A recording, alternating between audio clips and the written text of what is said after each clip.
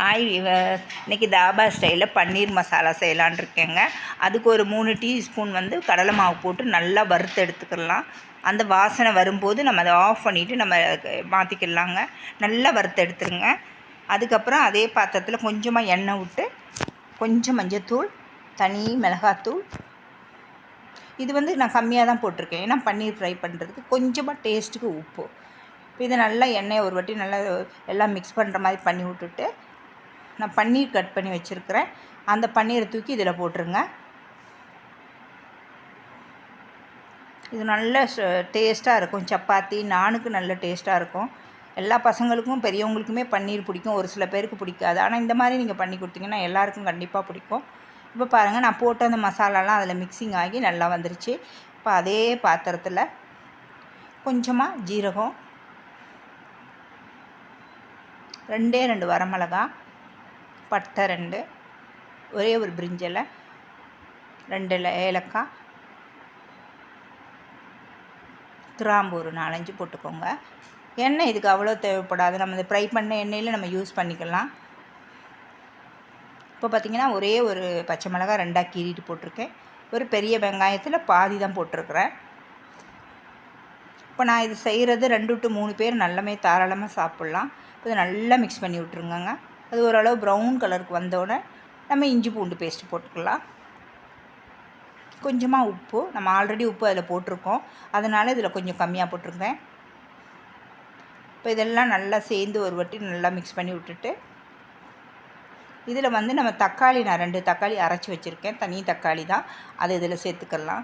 Cut பண்ணியும் போடலாம். உங்களுக்கு நிறைய கிரேவி மசாலாவாக கிடைக்காது, அதனால் இந்த மாதிரி நம்ம அரைச்சி போட்டோம்னா கொஞ்சம் கிரேவி நிறைய கிடைக்கும். இப்போ இது கொஞ்சம் நேரம் நம்ம வெயிட் பண்ணலாம். எண்ணெய் சைடில் பிரிஞ்சு வந்ததுக்கப்புறம் மற்ற ஐட்டம்லாம் நம்ம போட்டுக்கலாங்க. இப்போ ஓரளவு செட் ஆகி வந்துருச்சு. இதில் தனியாத்தூள் 1 ஸ்பூன், எல்லாம் சின்ன டீஸ்பூனில் தான் போடுறேன். கரம் மசாலா ஒரு சின்ன ஸ்பூனில், தனி மிளகாத்தூள், கொஞ்சமாக ஜீரகத்தூள் சேர்த்துக்கலாம். இவ்வளவு தான் நான் இதுக்கு காரத்துக்கு சேர்த்துருக்குறேன். ரொம்ப நான் காரமாக செய்யலை. இது நல்லா எல்லாம் சேர்ந்து அந்த எண்ணெயில் அந்த மிளகாலாம் நம்ம போட்டதெல்லாம் வாசனை வரத்தனும் வெயிட் பண்ணலாம். இப்போ அதோடு சேர்ந்து நம்ம கடலை மாவு வறுத்து வச்சுருந்தோம் பார்த்திங்களா, அதையும் இதில் சேர்த்துக்கலாம். அப்புறம் தயிர் கொஞ்சம் நல்லா பீட் பண்ணி வச்சுக்கோங்க, அப்படியே பீஸ் இல்லாமல், அதையும் இதில் சேர்த்துக்கலாம். இதுதான் நமக்கு நல்லா அந்த கிரேவி திக்னஸ்ஸு ஒரு க்ரீம் போட்ட மாதிரி நமக்கு கிடைக்கும். இப்போ கொஞ்சமாக கேப்சிகம் போட்டுக்கலாம். நான் ஒரு பெரிய கேப்சிகமில் ஒரு சின்ன பீஸ் தான் போட்டிருக்கேன். இது உங்களுக்கு வேணும்னா போட்டுக்கோங்க, வேணான்னா விட்டுறலாம். எனக்கு கொஞ்சம் இது காய் சேர்க்கலாம் மாதிரி இருந்தது, அதனால் நான் கொஞ்சமாக சேர்த்துருக்கேன். இப்போ கொஞ்சமாக தண்ணி, ரொம்ப தண்ணி வேண்டாம், இது ரொம்ப ஃபாஸ்ட்டாக குக் பண்ணி எடுக்கிற. நம்ம தண்ணி ரொம்ப வச்சோம்னா ரொம்ப நேரம் நம்ம வெயிட் பண்ணணும் திக்னஸ் வர்றதுக்கு. இப்போ நல்லா ஒரு வாட்டி மிக்ஸ் பண்ணிவிட்டு லைட்டாக உங்களுக்கு உப்பு எதுவும் செக் பண்ணிவிட்டு பார்த்துக்கோங்க. அது எண்ணெய் பிரிஞ்சு வரும்போது நம்ம பன்னீரில் சேர்த்துக்கலாம். இப்போ ஓரளவு செட் ஆகி வந்துருச்சு.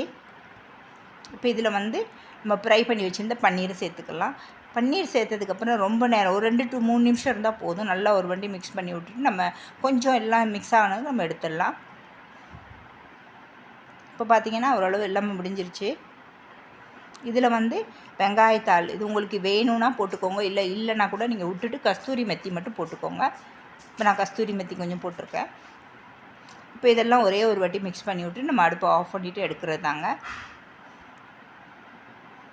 இது காரமும் இருக்காது, நல்ல டேஸ்ட்டாகவும் இருக்கும், பார்க்கவே யம்மியாக இருக்குது பாருங்கள். வீடியோட